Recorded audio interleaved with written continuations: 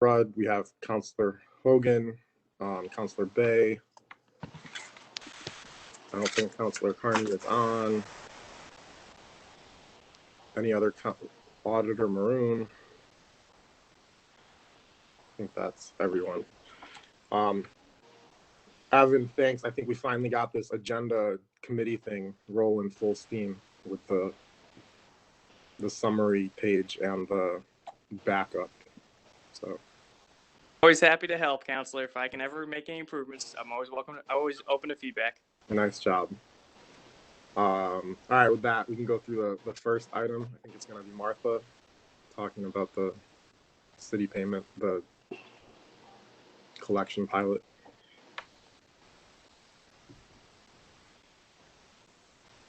Is Martha on? Martha is out this week, I think. Martha's out this week, but I think Alicia and I can probably pinch hit, Counselor. Sounds good.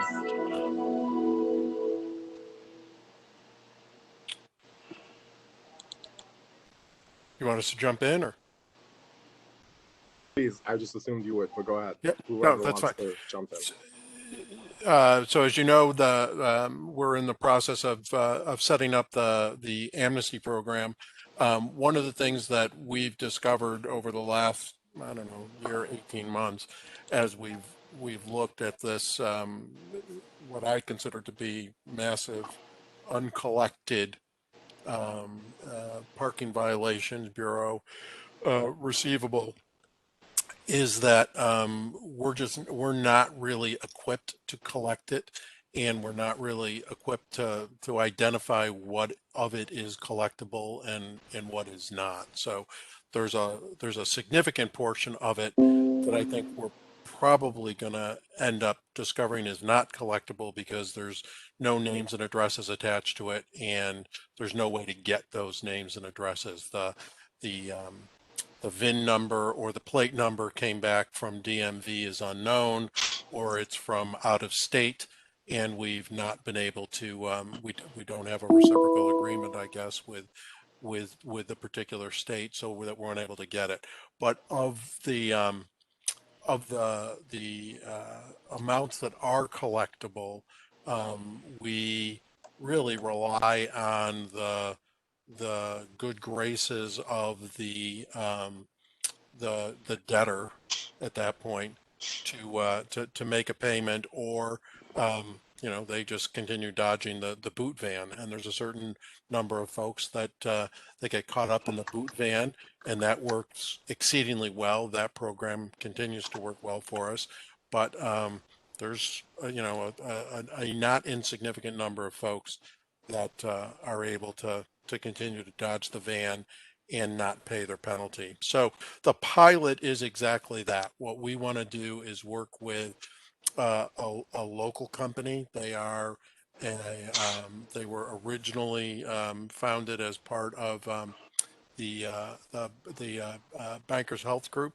They set up their own group to do their own collections, and are now working with additional clients. They're located in the city, and they have offered to work with us to evaluate the collectability of our overall portfolio. So we'd be providing them with a subset of the debt, and of various ages, and having had various efforts of collection, some that had payment plans that defaulted, some that are straightforward, large numbers, small numbers, give them as much of a sample as we can, and get their professional opinion on how, when, and where it would best be collected, and what it would cost us to do that. So the costs, the estimate that they are providing us is, at this point, a guess that they were willing to enter into for the pilot,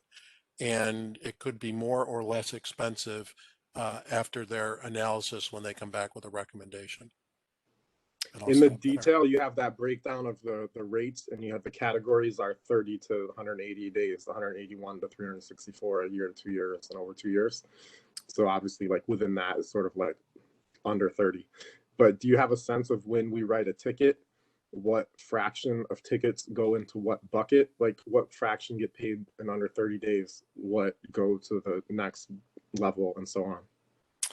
I don't. We have not, but we've not been looking at that. Although it would be interesting to take a look at that, Counselor. We've been more focused on what the aging is on the existing debt. The main reason I ask is because I could imagine that a high fraction is like over 30 days, but maybe not over 60 or 90 days. So is this only retro on the debt done to a Correct. date, or are we saying this is for moving forward? No, this is the pilot would be only which is why we haven't looked at what the existing debt is. I mean, the goal would be that obviously that you start earlier. So we're really not collecting until things accumulate significantly past the 90 or 120 day mark. And what we'd be looking to do is starting collection efforts earlier. So at 31 days or 61 days, whatever we choose to do, we would start working with a third party collector. But to answer your last question, the pilot would consist solely of existing aged debt that's already on the books. Okay.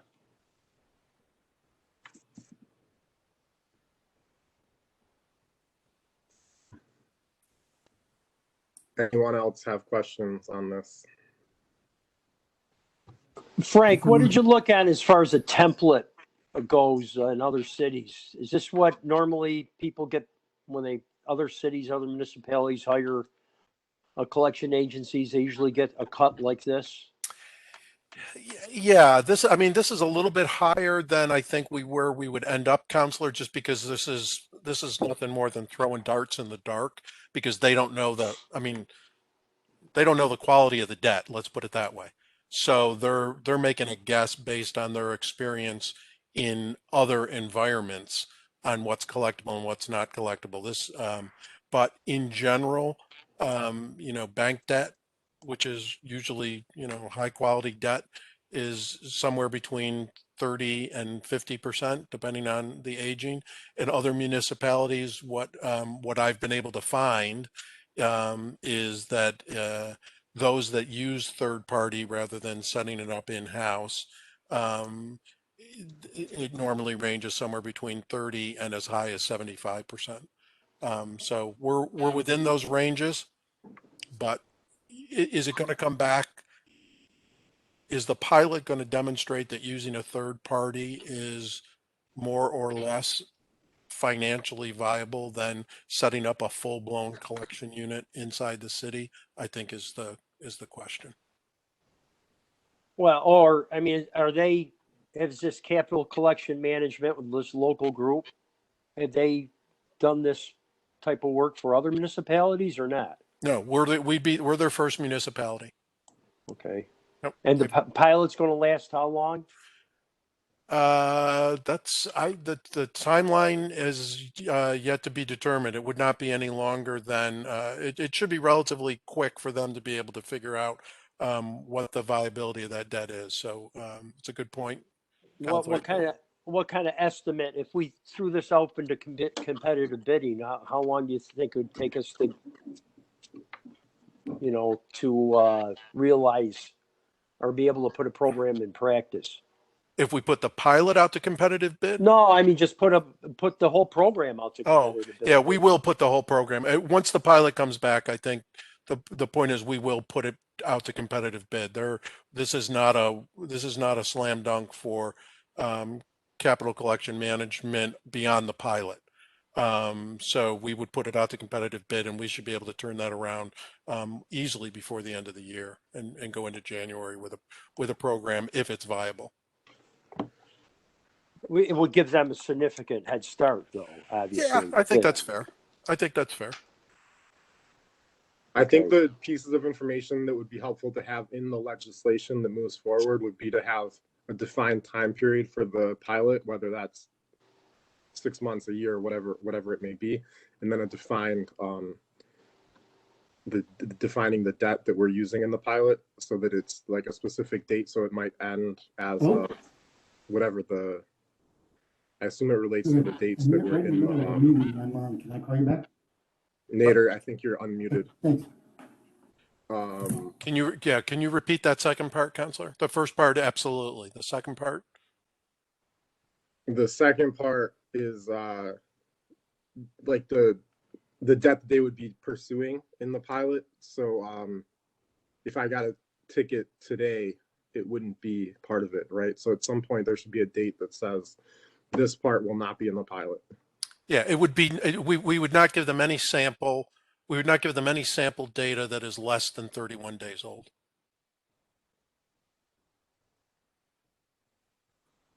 And we you would not give them data rolling forward. So if it's 29 days today, like when we pass this and then it ages in, would you then give it to them during the pilot, or would it be like a stop? At the date we pull the data run and give them the sample of the data, the earliest aging would be 31 days at whatever date we pull the data.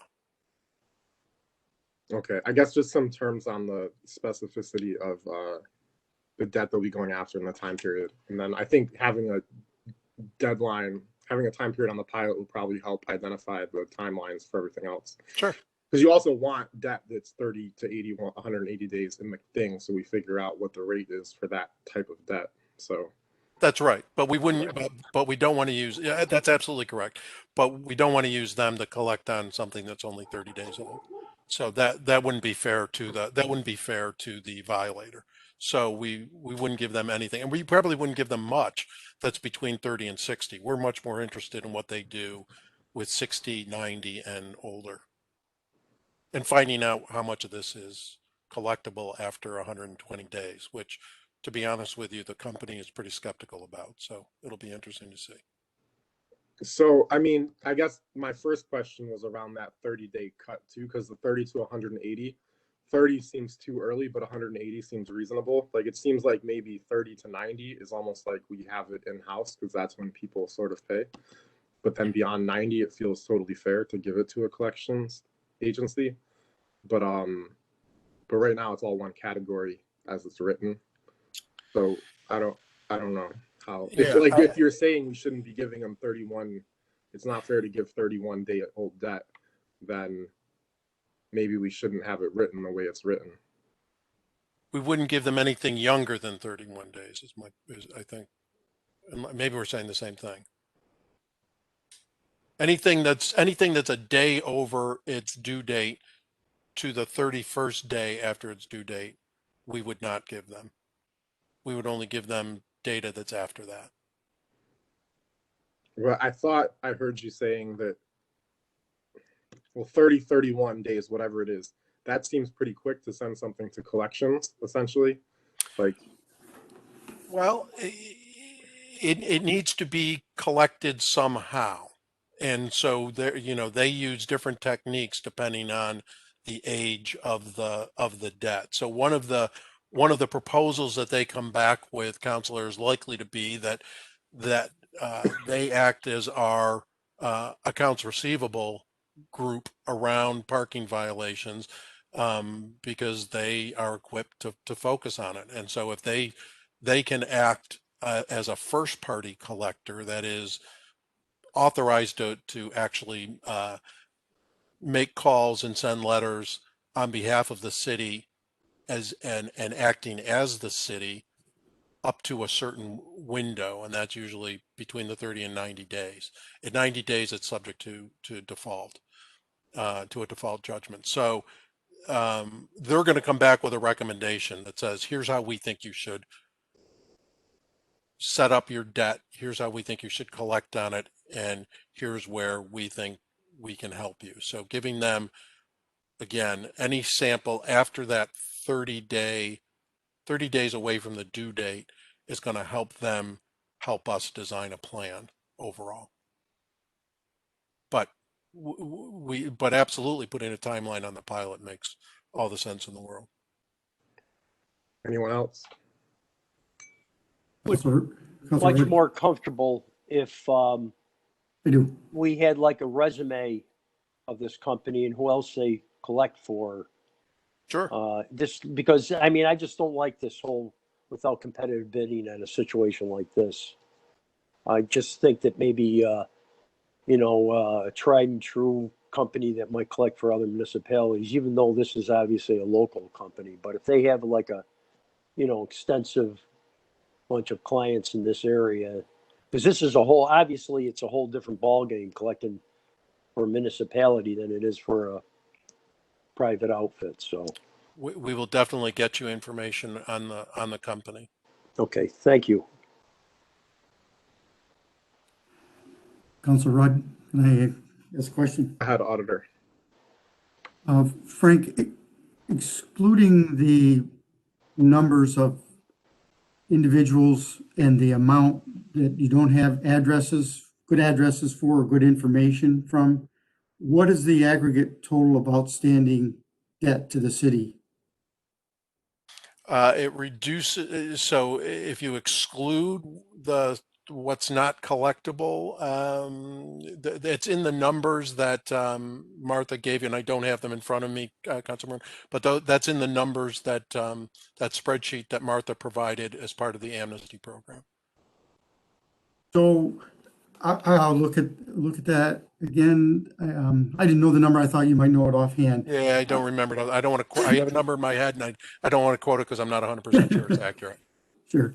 So my point being is that those that, as you said, that fall into that category of potentially collectibles, and then the whatever agency or enterprise tries to collect it, is there any consideration given to filing liens against people selectively? I know it takes someone from the law department. It would take a little bit of investment on our part to do such, but by filing liens, a lot of them, I think historically, if I remember correctly, a lot of these are New Jersey, Pennsylvania, a lot of students, obviously, and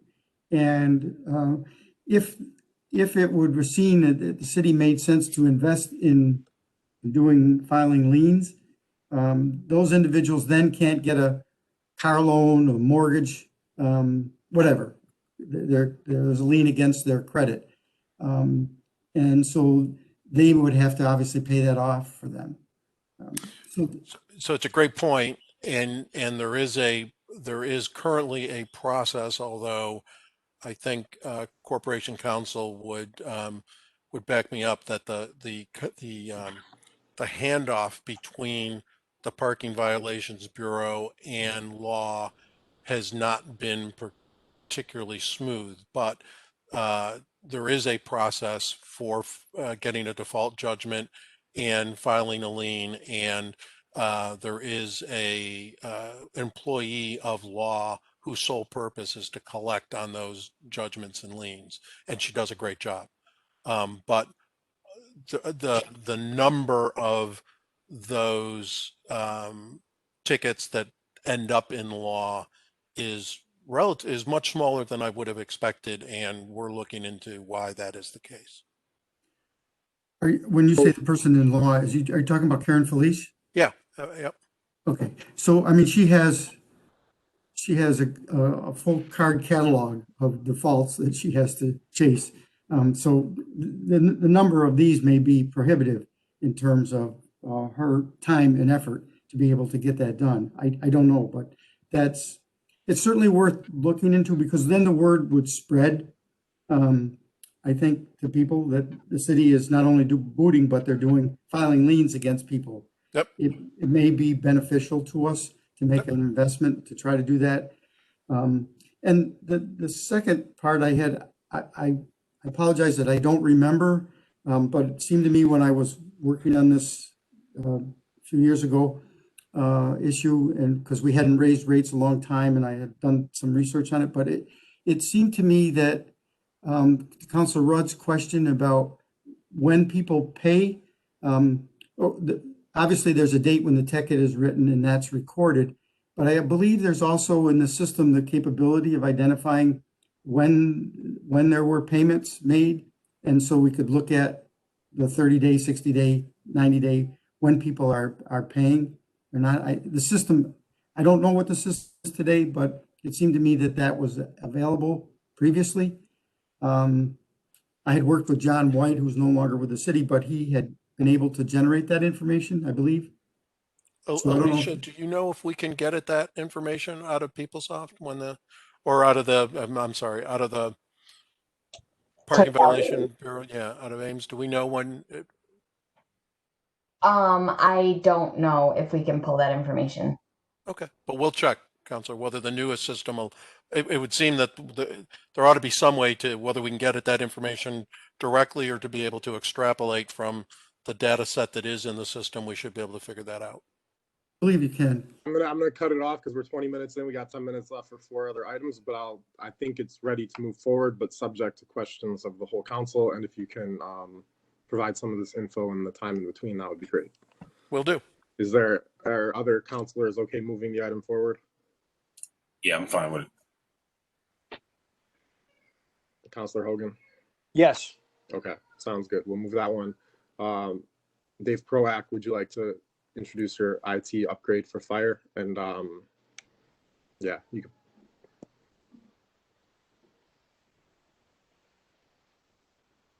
Is Dave on? I'm here. I was muted. We were in deep conversation. I didn't want my background noise to hit. Sounds good. Go ahead. I have proposed legislation where we're going to make changes at 4 different fire locations. And the changes we're making is just an add-on in most cases to our current Spectrum service. This will in no way impact the firefighter or the fire stations and their ability to use the internet or anything like that. We're adding, in most cases, what's called a static IP. And in 2 or 3 locations, we're going to be upgrading the modems. With the modems, we're going to have a significant speed increase. Appendix A was sent in that details the work at each fire station. The net cost, the upfront cost, only occurs when trucks roll from Spectrum. When they have to do a modem change out, there's a $99 fee. And that's occurring at Fire Station 2 and Fire Station 18. On stations 1 and 3, we're only asking for an increase so they can have a static IP. So what's all this fun stuff for? This is all to support some of our smart city initiatives. We're asking for these static IPs because we're going to be in these locations hanging antennas that'll be part of a second wireless network that our smart cities technologies use. Now, I'm not speaking of the antennas that we're thinking of for TVs. These are probably small, about the size of a bread box. They're very unobtrusive, and they will be mounted on the exterior of those fire stations. And this is to support what's called a LORAN network. A LORAN network is a network at very low power with a very long range, and not for instantaneous data going constantly back and forth, but it's more periodic updates.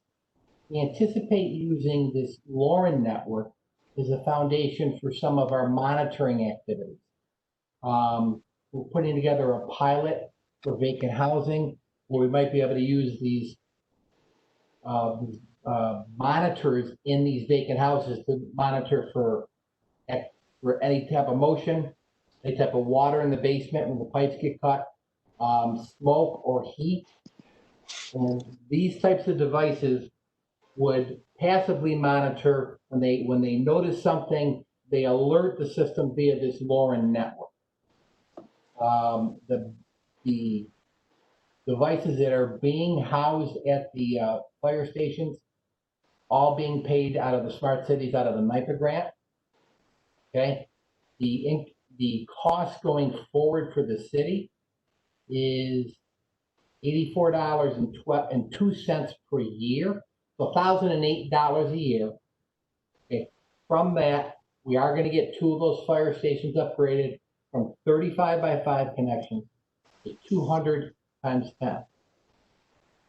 So the speed increases at 2 locations are going to go up by a factor of 5 or 6. Total net cost is $1,010 per year to the city. IT is paying that. But the equipment and the installation is coming from the NIPA grant for the Smart Cities project.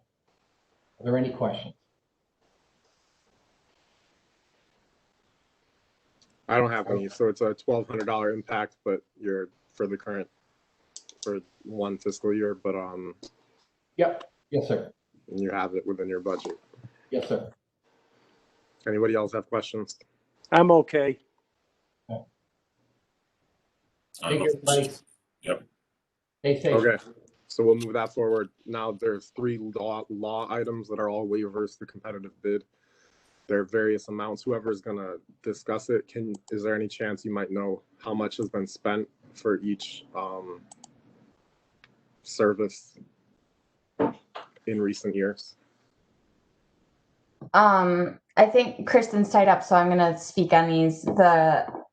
The amounts that are requested are based on actuals from previous years. So we looked up about what the law department spent on these services in previous years and requested that amount in these waivers. And a lot of these are situations where, like with the process servers, they're assigned by the courts, so we don't really get a say who we're using, and so these are all the choices that are assigned to us that we use for process servers.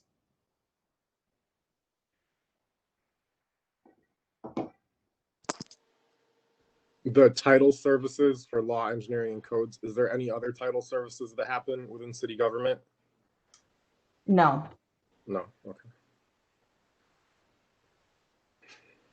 I think the $56,000 one is the only one that really seems to be near a threshold of where it starts to warrant like a RFP, but Yeah, that's a situation where it's kind of sole source, and those are the local companies that we have an established relationship with a set amount of a set cost. in the detail, I think when I looked at it, it said it was the way you just described it. It was based on historic agreement or something like that, historic pricing. Can you just share like what you mean by that? You don't have, even if you don't have it now, but like, is it they've been in place for 10 years, 20 years, the pricing was fixed, it's gone up by this much? Like, I don't really understand what it means to say it's based on sort of like legacy pricing.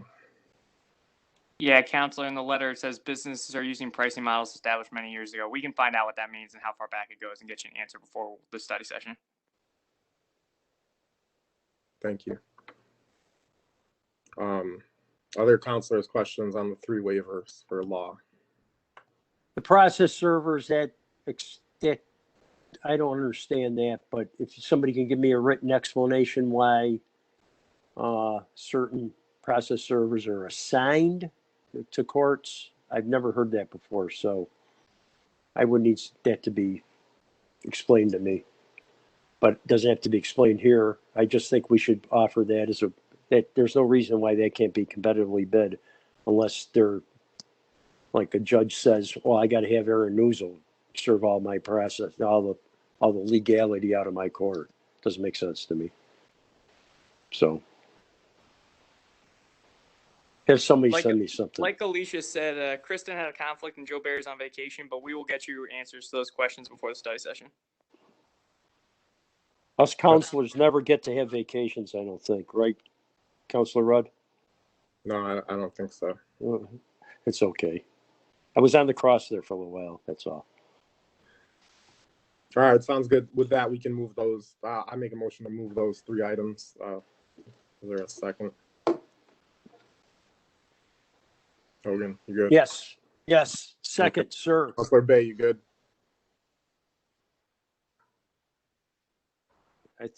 I'm sure he's good. Yeah. All right, with that, that's the end of the finance meeting. Thank you, everybody. Counselor Rudd, real quick. Yes. I didn't know, was there going to be a discussion about the school district Duran? Sorry if I missed it. Who's on? My understanding from the clerk's office is that it will be assigned to Councilor Peniagua's under her for the agenda, but I thought that Suzanne was going to be on. I'm not sure if she is or not. I understood that it was gonna go through education as well. I already spoke to Suzanne and got the presentation with Rita, with Counselor Paniagua, but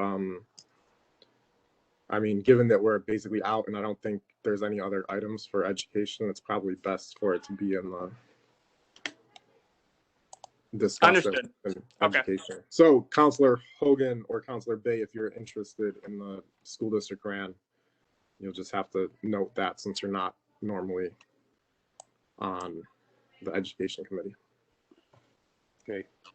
How much is the I'll RAN give you a for, summary. Counselor? Last year, the RAN was like 23 million, and this year, I think they're asking for like 96 million. So it's much bigger RAN, but Suzanne has all of her homework to share with everybody. Okay. All right, well, we'll wait to hear it then. All right. Is $96 million enough to get everybody's thought and attention?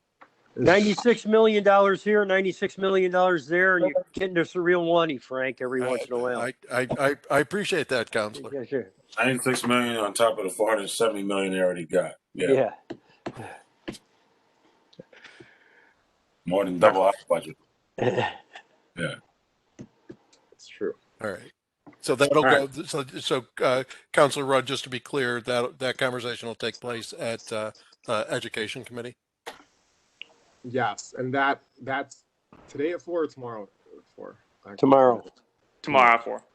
Okay, tomorrow at 4. It's an education topic, so it should be on the education committee, unless it's some other issue. But, Understood. Thank you. All right, sounds good. Talk to all of you later. Okay.